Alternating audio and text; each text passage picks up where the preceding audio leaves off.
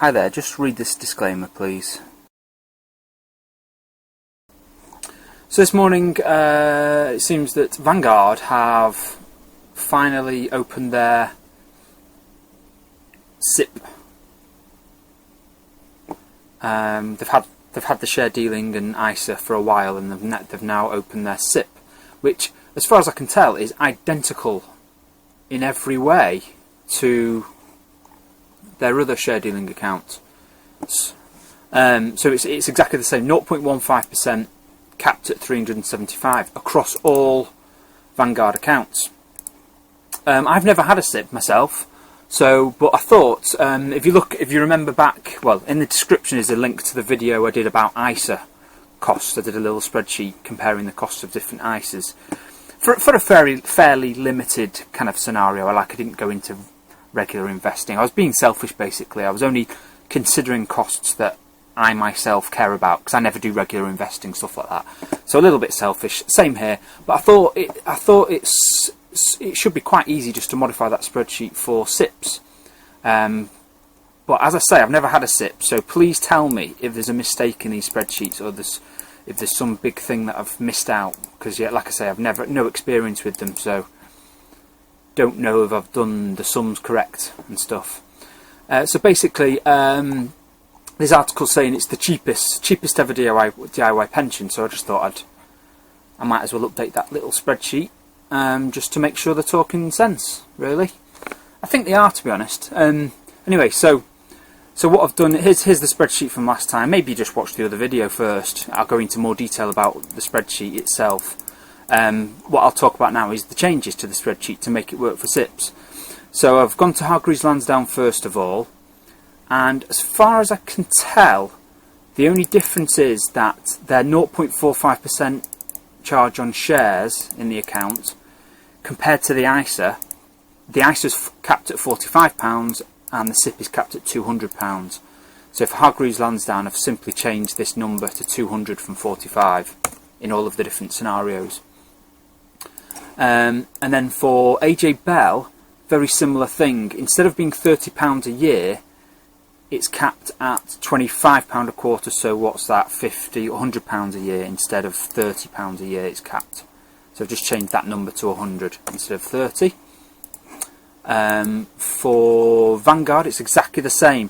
But what I have done here is I've included here, because their cap of £375 a year is over all of your accounts. So if you had everything with them, if you had an ISA, a general account and a SIPP with them, it would be a maximum of 375 in total. So what I've done here is I've put in a little parameter where you can type in how much stuff you have in other accounts, and it changes the maximum. Mind you, the maximum isn't even showing there, so if we change that to a big number, the maximum is now 300 quid instead of 375, because you're paying 75 in there already in your other accounts.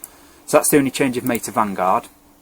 For Interactive Investor, please tell me if this is right, because I couldn't get I don't know, the information's kind of splattered around in different places on Interactive Investor's website.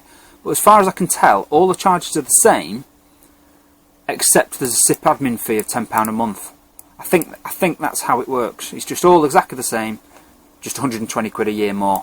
So that's what I've done. For all of these different plans, I've added 120 quid there. And for iWeb, this is the biggest difference actually. This really changes. I mean, for me, iWeb is just a no-brainer for ISAs and normal share dealing accounts. But this is a massive difference and actually makes it a much tougher decision. I'm not sure that I would go with them if I had a SIPP. But yeah, so it actually has a quarterly charge, which they didn't have anything at all for the ISAs. It's zero. So £22.50 per quarter for values up to 500, 50,000, 45 a quarter above 50,000. So I've just put it in there. So the value is less than 50 grand, it's 90 quid a year. If the value is above 50 grand, it's 180 a year. I've done a similar thing in sheet 2 as well. So they're all the changes I made to adapt it from being an ISA to a SIPP. And I'll put a link to the spreadsheet in the description. Maybe I'll run a few numbers now. So number of trades. Right, so let's say you buy once a month. And maybe we should account for buying new money going in once a month, and then maybe you switch investments. I don't know, maybe 4 times a year you make a change of investment, so that'll be 8 trades. So let's go for 20 trades a year. And here's the cost at all different values. So if you go for shares and ETFs, completely different picture than before.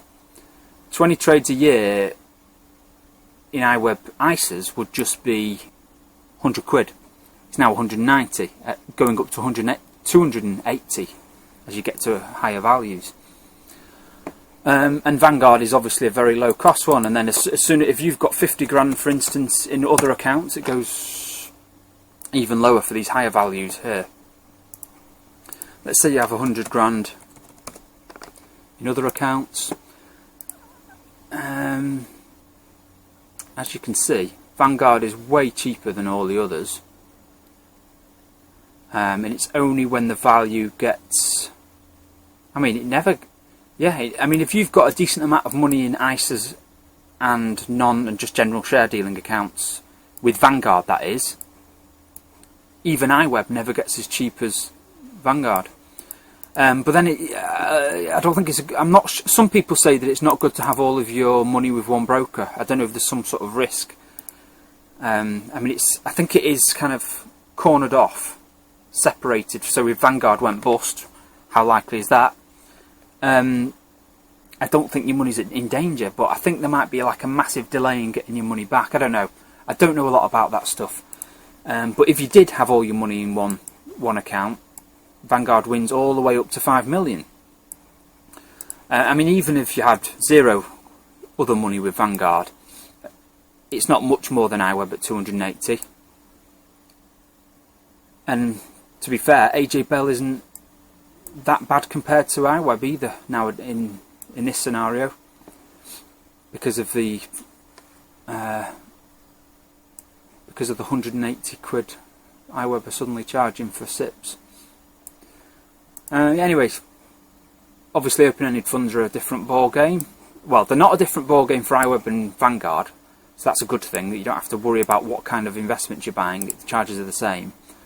But then obviously AJ Bell and Hargreaves Lansdown rip you off as usual as you get to higher values.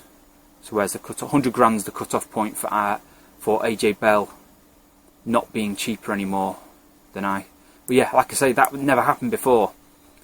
AJ Bell and iWeb were never even close at these levels of investments. So yeah, I don't know, it's a bit weird that iWeb are suddenly so uncompetitive.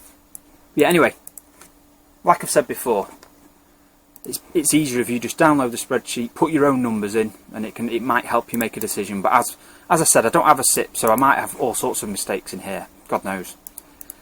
And that's it. See you next time.